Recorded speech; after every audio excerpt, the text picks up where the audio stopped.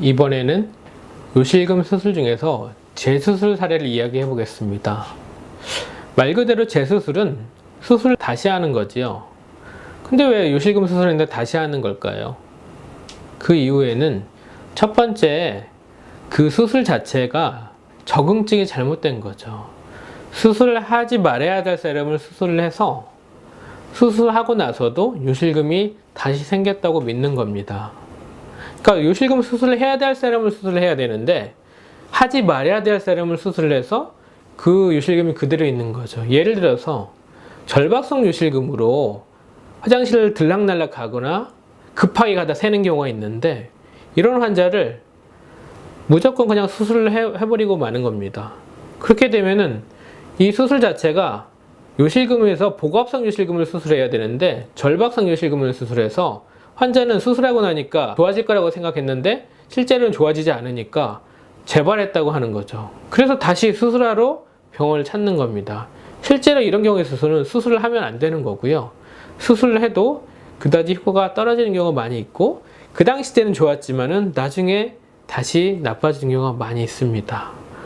그렇기 때문에 재수술을 할 때에는 첫 번째 수술이랑 동일하게 검사를 정확하게 해야 되는 거죠. 이분이 복압성 요실금 포지션이 많은 건지 아니면은 다른 요실금이 있는데 복압성 요실금과 같이 믹스되어 있는 건지 그거를 정확하게 구분이 돼서 복압성 요실금이 있는 파트가 더 많구나, 그런 경우에 있어서는 수술을 합니다.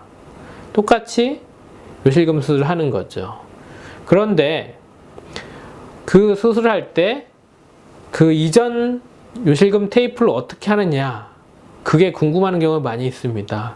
그런 이전 테이프는 제거할 수도 있고 제거 안 할 수도 있습니다. 더 자세히 얘기하면은 그 새로 들어갈 테이프 자리에 이전 테이프가 방해를 하거나 정 위치에 있지 않고 거슬린다면은 그 부분만을 제거를 하고 새로운 테이프가 들어가서 정 위치에 작용을 합니다. 근데 막상 수술장에서 그런 환자한테 들어갔을 때 그런 이전 테이프가 잘 발견되지 않는 경우도 많이 있습니다.